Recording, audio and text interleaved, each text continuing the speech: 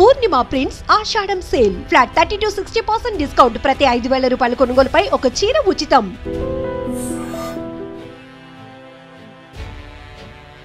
2021 సంవత్సరం ఏప్రిల్ 15వ తేదీన ఒక దారుణమైన ఘటన విశాఖ జిల్లాలో జరిగినప్పటికీ రాష్ట్రాన్ని వణికించేసినటువంటి హత్య నేర ఘటన.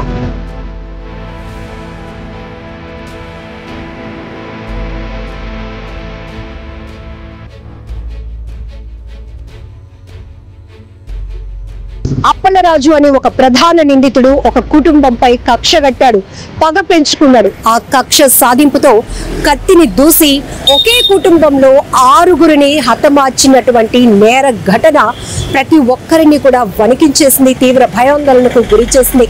సరిగ్గా కరోనా టైం అది.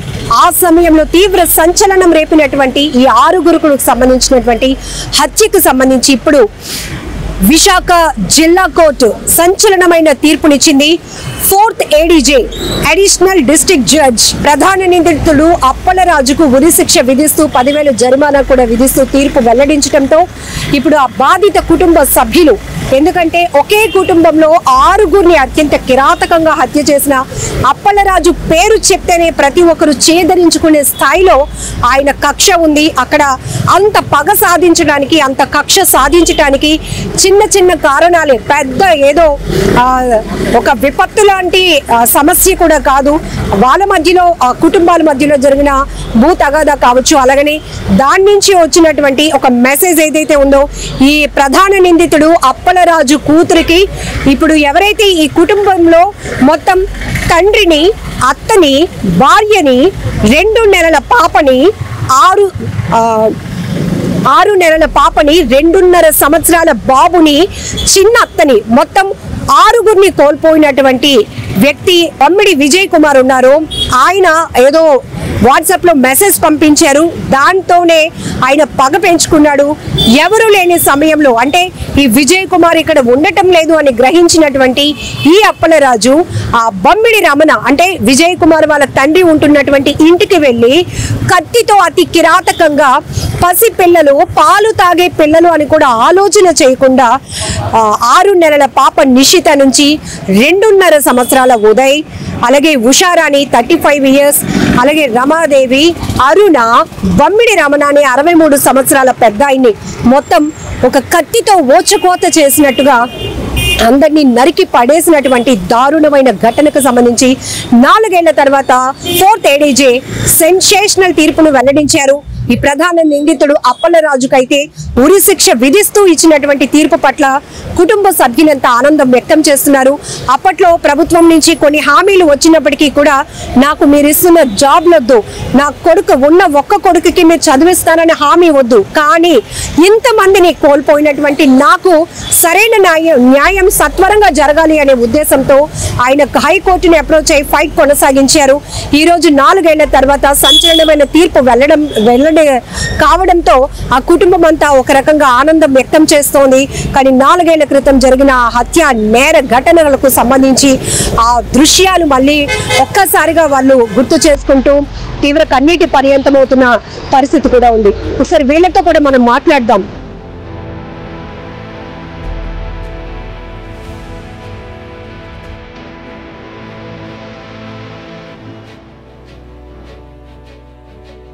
సంచలనమైన తీర్పు వెల్లడించింది. ఆ తీర్పుకు సంబంధించి డీటెయిల్స్ చేస్తున్నాం. పీపీ గారు మనతో పాటు ఉన్నారు. సార్, 4 ఏళ్లలో ఈ తీర్పు చూడొచ్చు. సో కేసు ఎట్లా? ఇది రేరెస్ట్ ఆఫ్ రేర్ కేసు అని మాకు చట్టంలో ఉందండి. ఆ రేరెస్ట్ ఆఫ్ రేర్ కేసుల్లో దీంట్లో ఒక చిన్నపిల్లలు 2, ఒక సీనియర్ సిటిజన్, తర్వాత ఆ 3 మహిళలు. సో ఇది రేరెస్ట్ ఆఫ్ రేర్ కేసు కిందకి వస్తుంది కాబట్టి దీంట్లో డెత్ పెనాల్టీ ఇవ్వాలని చెప్పి కోర్టు వారిని కోరడమైనది. ప్రాసిక్యూషన్ వారి తర్వాత ఆర్గ్యుమెంట్ సాటిస్ఫై అయిన తర్వాత అవును ఇది రేరెస్ట్ ఆఫ్ రేర్ కేసు కిందకి వస్తుందని భావించి ముద్దాయికి మరణదండన విధించడం జరిగింది. సార్, అప్పలరాజులో ఏమైనా నేను చాలా క్షమించరాని నేరం చేశాను అలాంటి పశ్చాత్తాపం ఏమైనా? అలాంటి రిమోర్స్ ఆయన దగ్గర ఏం లేదండి. ఆయన మొదటి నుంచి మేము ఆర్గ్యుమెంట్ లో కూడా ఇదే చెప్పుకొచ్చాం. ఆయనలో ఎటువంటి రిమోర్స్, పశ్చాత్తాపం ఆయనలో ఎటువంటి పరిస్థితులు లేదు. ఈవేళ కోర్టులో కూడాను తీర్పు చెప్పినప్పుడు కూడా ఎటువంటి పశ్చాత్తాపం ఆయనలో కనిపించలేదు. ఇంత దారుణంగా పసిపిల్లని కూడా చూడకుండా పాలు తాగే వయసులో ఉన్న పసి పాప నుంచి మీరు చెప్పినట్టు సీనియర్ సిటిజన్ 63 ఏళ్ల బొమ్మిడి రమణ వరకు అలాగే 3 మహిళలు మొత్తం 6 ఒకే కుటుంబంలో ఒక కత్తితో విచక్షణ రహితంగా దాడి చేసినటువంటి వ్యక్తి కారణం ఏం చెప్పాడు సార్? ఎందుకు ఆయన పగ, ఎందుకు ఆ కక్ష? అది కక్షకి పెద్ద బలమైన కారణం అంటూ ఏం కనిపించలేదండి. అది ఇక్కడ ఈ మొదటి చనిపోయినటువంటి ఉషారా అనే భర్త వాళ్ళ అమ్మాయికి ఏదో ఒక అనుచితమైన ఒక మెసేజ్ పంపించాడు సెల్లో అని చెప్పి కారణమని ప్రాసిక్యూషన్ కథనం అంతే. అప్పట్లో కూడా ఈ కేసు వచ్చినప్పుడు ఫాస్ట్ ట్రాక్ కోర్టు ద్వారా ఈ కేసుని ప్రత్యేకంగా డీల్ చేయాలి, ఇమీడియట్ గా అతనికి శిక్ష పడాలి అనేటటువంటి డిమాండ్ కూడా వెలువెట్టింది. ఈ నేపథ్యంలో 4 ఏళ్ల వ్యవధిలోనే ఈ శిక్షకు సంబంధించినటువంటి తీర్పు వెళ్లడం ఏం చెప్తారు? అంటే దీంట్లో చాలా మంది సాక్షులు ఉన్నారండి, దగ్గర 200 మంది సాక్షులు ఉన్నారు. ఇది ఫాస్ట్ ట్రాక్ కోర్టులో పెట్టుంటే అయి ఉండేది కానీ అంత ప్రత్యేకమైనటువంటి అవసరం అయితే లేదు. ప్రభుత్వం వారు కూడా దీనికి అంత అవసరం లేదని భావించిందేమో, మరి మాకైతే తెలియదు. మొత్తం మీద మా కోర్టులో మేము తొందరగానే చేసామని మేము అనుకుంటున్నాం.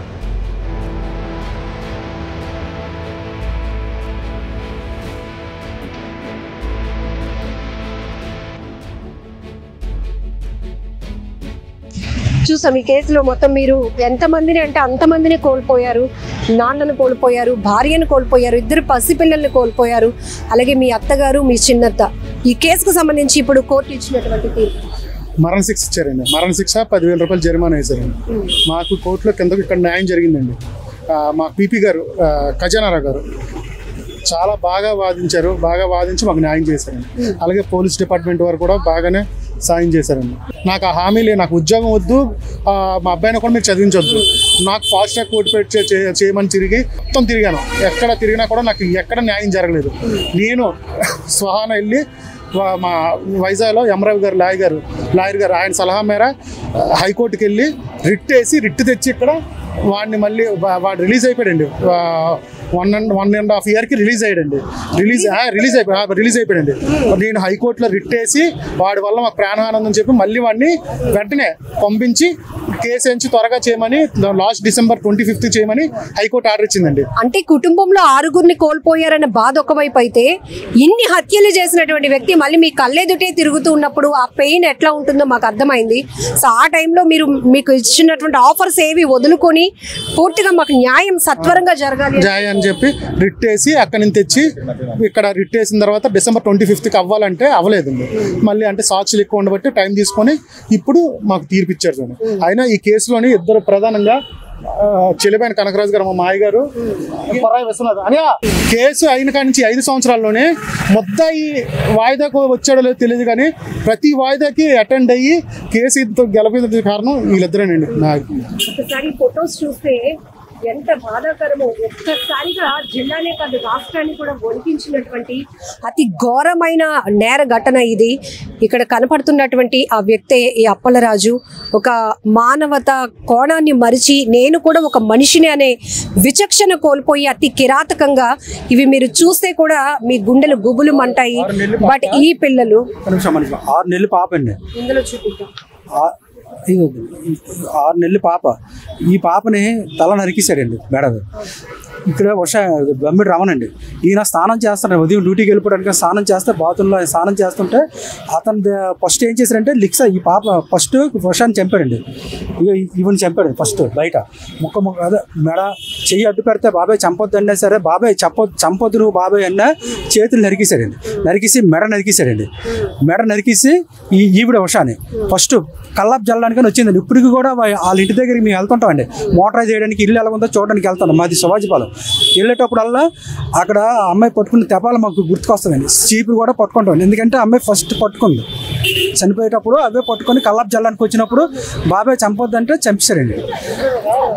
అక్కడి నుంచి లోపలికి వెళ్ళాడండి. లోపలికి వెళ్ళి ఈ పాపని ప్యాక్ కోసారండి. 6 నెలలు పాపని ప్యాక్ కోసారండి. అక్కడి నుంచి ఆడు ఊరుకోకుండా లోపలికి వెళ్ళి ఇక్కడ బెడ్రూమ్లో రమాదేవి ఉందండి.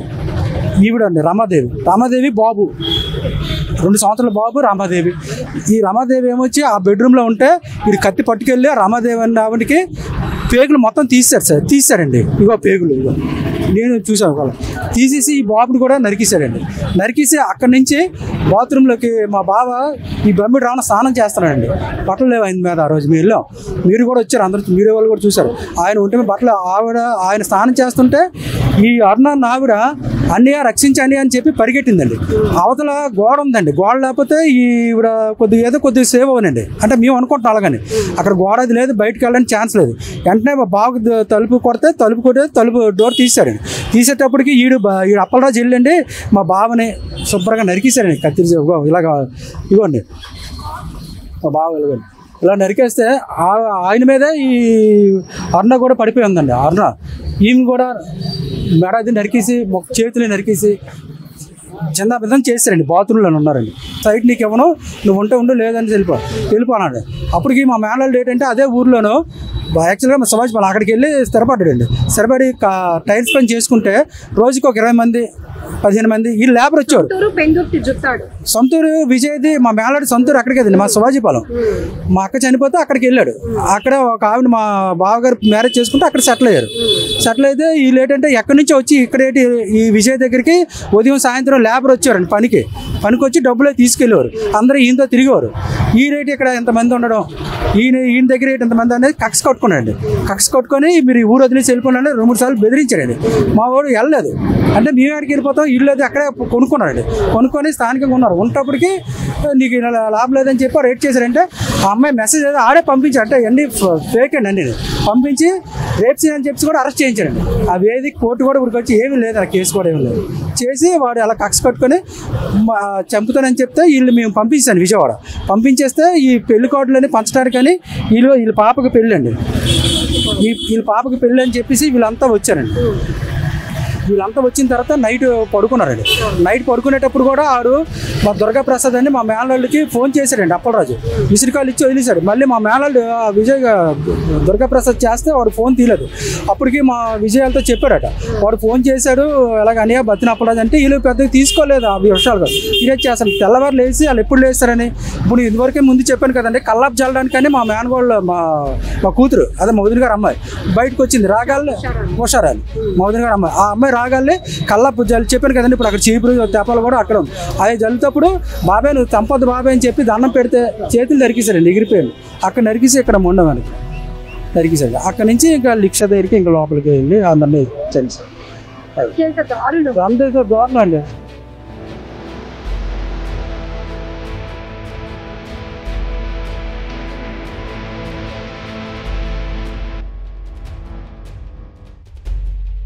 రమణ గారు మీ నాన్నగారు కదండి. ఈ కుటుంబంలో మీరు ఈ 6గురిలో ఎవరెవరిని కోల్పోయారు?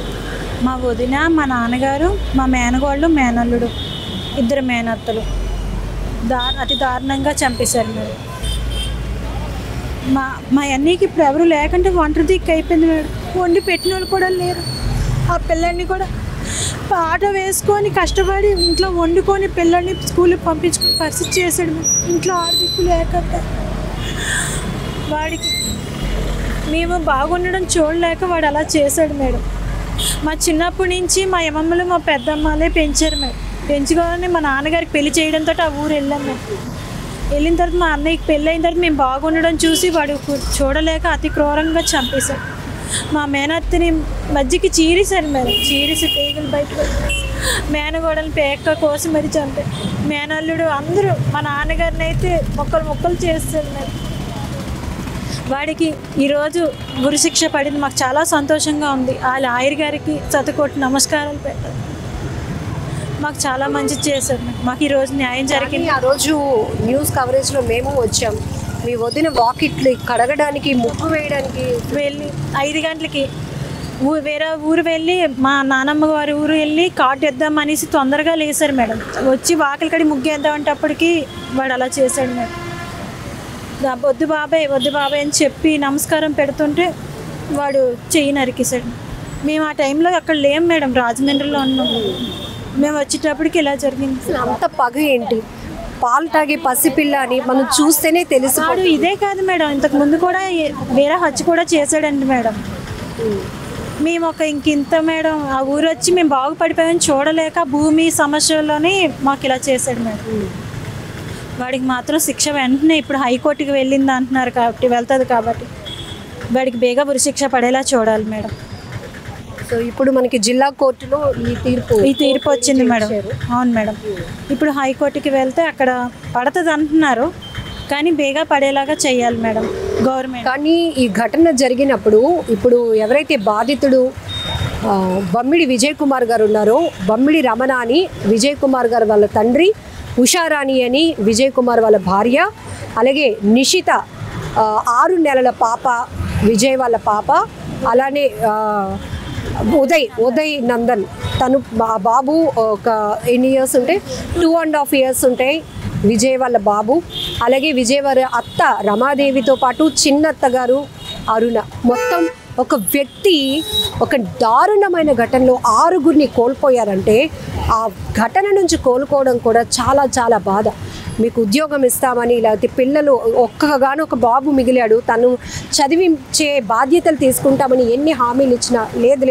ఇవన్నీ నాకు కంటి తుడుపు చర్యలు మాత్రమే. కానీ నాకు నిజమైన న్యాయం జరగాలి అంటే ఎవరైతే ఇంత హత్యా నేరానికి పాల్పడి 6గురిని పొట్టను పెట్టుకున్నాడో, కత్తితో విచక్షణగా దాడి చేసిన వాడిని ఇమ్మీడియట్గా ఉరి తీయాలి అనేదే అతను 4 ఏళ్ల నుంచి ప్రధానమైన డిమాండ్గా కొనసాగిస్తూ ఈరోజు హైకోర్టుని అప్రోచ్ అయ్యి కూడా బెయిల్ పైన 1.5 సంవత్సరాలకి అతను బెయిల్ పై వచ్చి బయట తిరుగుతున్నాడు అప్పలరాజు.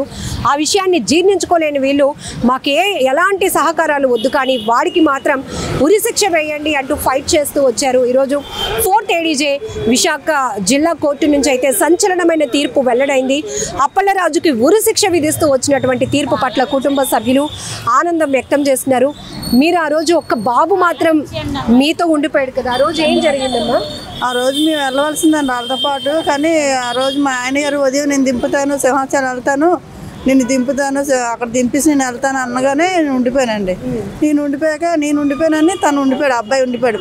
లక్ష్మీ అమ్మ తెల్లవారు వస్తుందిగా, తాత తీసుకొస్తారు, వాళ్ళతో నేను వస్తాను అమ్మ అనేసి ఆటో ఎక్కినోడు దిగిపోయాడు తను కూడా.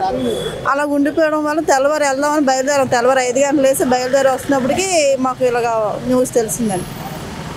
సో ఆ క్షణం ఉదయం సింహాచలం వెళ్దాము ఆ కారణం వల్ల మీరుండిపోయారు. మీతో పాటు ఉషారని వాళ్ళ బాబును కూడా ఉంచేసింది కాబట్టి వాడైనా ఉన్నాడు, లేదంటే ఆ బాబు కూడా వాడికి దక్కపోను. ఆ మెయిన్ కారణం ఏంటంటే ఆ ఊరు వెళ్ళి విజయకిరణ్ హోదాగా బతకడం, స్థలం కొనుక్కొని ఇల్లు కట్టుకొని ఒక హోదాగా బతికాడు. అక్కడ ఒక హోదాగా ఉండడం చూడలేక ఆ ఇల్లుని కూడా అడిగాడంట. 3 లక్షలు ఇస్తాను, ఇల్లు ఇచ్చి నాకు, లేదంటే నేను ఈ ఊర్లో ఉంచుకుని చేస్తాను అని ఏటేటో చెప్పాడంట. అలాగే చేశాడు. లాస్ట్కి ఆ ఊరు వదిలి చెలిపెట్టేట్టే చేశాడు. ఆ కుటుంబమే లేకుండా చేశాడు. ఆ రోజు మీరు వెళ్ళారు కదా, అక్కడ పరిస్థితి అలా దారుణం అంటే దారుణం. ఎక్కడ అంత దారుణం, సినిమాలో కూడా అంత దారుణంగా జరగదేమో, అంత దారుణంగా చేశాడు అనమాట. ఇప్పటికీ వెళ్తూ ఉంటాం అలాగా, ఒక ఇంటికి వెళ్ళి చూస్తే మనుషులు కనబడతారు, ఇల్లు చూస్తే ఆడో తప్ప చేయగలిగిందే. ఇప్పటికైనా కాకపోతే లేటుగా వచ్చిన తీర్పు లాయర్ గారికి, జడ్జి గారికి మా కృతజ్ఞత చెప్పుకున్న మంచి తీర్పు ఇచ్చినందుకు. ఇందులో 2 నెలల 6 నెలల పాప, 2.5 సంవత్సరాల బాబు, అసలు ఆ రోజు ఆ సిచ్యువేషన్ చూస్తే మర్చిపోలే. ముందు రోజు మా ఇంటికి వచ్చారు, అసలు ఎంత మర్చిపోలేకపోతున్నాం అండి. ఆ రోజు అయితే మా ఆయన గారు అయితే సంవత్సరం వరకు పిల్లల్ని ఎవరిని ఎత్తుకోరు. అలాంటిది ఆ పాపను ఎత్తుకొని ఆ రోజు ముద్దులాడి ఎంత దీనిగా అమ్మాయి పాపేటమ్మ ఎంత తెల్లగా వచ్చింది, ఏటి రాస్తామా అని ఆస్కలు కూడా ఆడారు. అలాంటిది ఆ రోజు మర్చిపోలేకపోతున్నాను అంటారు. ఆ చిన్న పిల్లడు అలా జరిగిపోయిందన్నమాట. ఆ రోజు ఆ పిల్లల్ని చూసి ఉండమని ఎంత బతిమలాడానో, ఉండండి ఒక్కరోజు ఉండండి అంటే ఉన్నారు కాదు. టాబ్లెట్లు తెచ్చుకోలేదు, షుగర్ టాబ్లెట్లు. రోజు ముందు పూట వరకు మీ దగ్గర ఈ టైం వరకు ఉన్నారు మా ఇంటి దగ్గర. ఈ టైం వరకు ఉండండి, ఒక్క రాత్రి ఉండండి, తెల్లవారులేసి అందరం వెళ్ళిపోదాం, అందరం కలిసి వెళ్దామని కానీ అన్నానండి. అంటే వచ్చాం, టాబ్లెట్లు తెచ్చుకోలేదు, టాబ్లెట్లు వేసుకోవాలి, పిల్లలకి కూడా జ్వరం, ఆక్సిజన్ అనేది పెట్టాలి అని ఉన్నారు కాదు. వెళ్ళిపోయారు. నన్ను కూడా వచ్చిమంటే సరే బయలుదేరిపోయి దిగి వచ్చుతుంటే మా ఆయన గారు అన్నారు, రేపు నేను సింహాచలం వెళ్తాను అంటే మా పాపన మా బాబు మా మనవడు వచ్చారనమాట. ఉగాది కదా, పండగకు వస్తారు. వాళ్ళు ఉన్నారు కదా, ఇంకా రైటు పిల్లడి గట్టి చిన్నపిల్లడు అనమాట. అప్పటికి బాబు ఏడిస్తే ఇబ్బంది అవుతుంది, నేను సింహాచలం దిగబెడతాను, నేను వెళ్తాను సింహాచలం, నేను అక్కడ జొత్తాడులో దింపేసి నేను అలాగే సింహాచలం వెళ్తాను, ఉండిపో లక్ష్మి అని అన్నారు. సరే అనేసి ఉండిపోయాను. నేను ఉండిపోయానని అబ్బాయి అమ్మ లక్ష్మమ్మ ఉంది కదా, లక్ష్మమ్మతో నేను తెలవాలి తనే ఆ పిల్లడు అడిగాడు, మా అమ్మ వస్తుంది కదా, మా అమ్మతో నేను వస్తాను, నువ్వు వెళ్ళిపోండి అమ్మ, మా అమ్మ తాత దేపెడతారు కదా, తెలవాలి నేను వస్తాను అనేసి అన్నాడు. సరే అని చెప్పేసి ఉంచి 20 రూపాయలు కొనుక్కోవడానికి డబ్బులు అడితే 20 రూపాయలు కూడా ఇచ్చింది వాళ్ళ అమ్మ రోజు. దారుణం అసలు ఎక్కడ కూడా జరగదు. మానవత్వం ఎంత నశించిపోద్దని మేము అసలు అనుకోలేదు.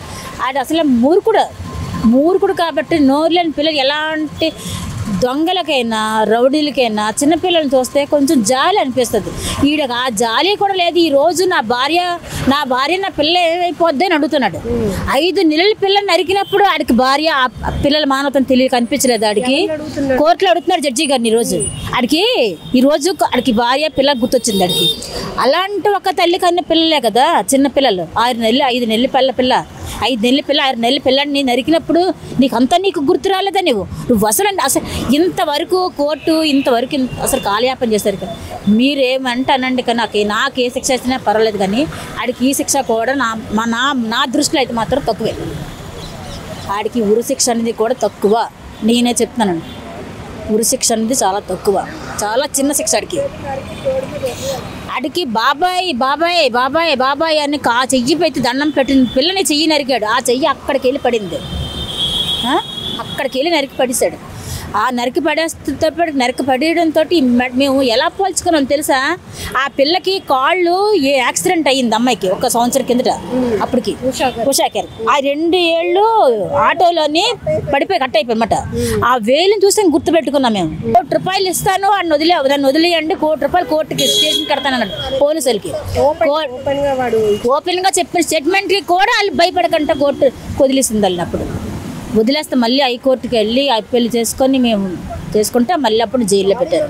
బాడీలు ఉంటుండగా స్టార్ట్ మీ ఫ్యామిలీని చంపేశాను రా. మాకు ఫస్ట్ ఫోన్ మాకే వచ్చింది. వాళ్ళు చంపిన తర్వాత 6:20 అయింది కరెక్ట్గా మాకు ఫోన్ వచ్చినప్పటికీ. వీళ్ళిద్దరు భార్య భర్తలు ఇద్దరు సింహాచలం వెళ్ళిపోవడానికి సింహాచలం వెళ్ళి ఆ పిల్లల్ని ఎక్కించుకున్నారు మధ్యలో. ఆ అబ్బాయి రాత్రి మా ఇంట్లో పడుకుండిపోయాడు అనమాట. నేను వెళ్ళను అనుకోని ఉండిపోవడం వల్ల ఆడు బ్రతికాడు అక్కడ. వీళ్ళిద్దరు ఎంతమంది తెలిసి చనిపోవాల్సిందే. మాకు ఆ ఫోన్ కానీ రాకపోతే వీళ్ళు వెళ్ళిపోతారు ఆ ఇంటికి.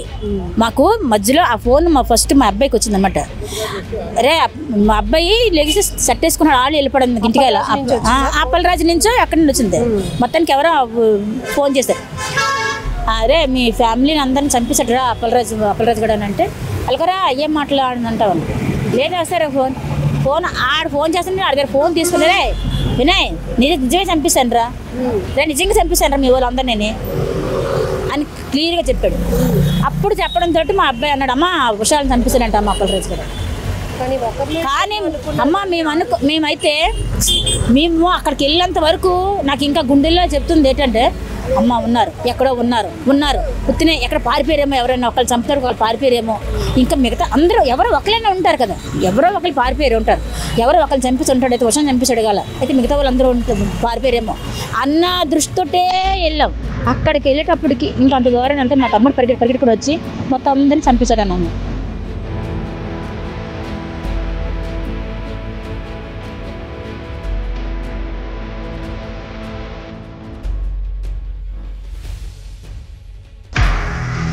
నిజంగా ప్రస్తుతం ఉన్నటువంటి సమాజం దేనికి ప్రయారిటీ ఇస్తుంది? ఆర్థిక సంబంధాల చుట్టూ మాత్రమే తిరుగుతుంది. మళ్ళీ ఎన్నికలంగానే చాలా విరక్తి కలుగుతుంది. మంచి అనిపిస్తుంది కదా, లేడీస్ కూడా ఛాలెంజింగ్ జాబ్స్ చేసినప్పుడు చాలా బాగుంటది. ట్రాఫిక్ అసిస్టెంట్స్ గా నియమించిన ట్రాన్స్జెండర్స్ అందరితో సాల్యూట్ చేయించుకుంటున్నారు. ఫుడ్ డెలివరీ ఇవ్వటానికి వెళ్ళినటువంటి డెలివరీ బాయ్ అనిల్ పై కళ్ళ ముందు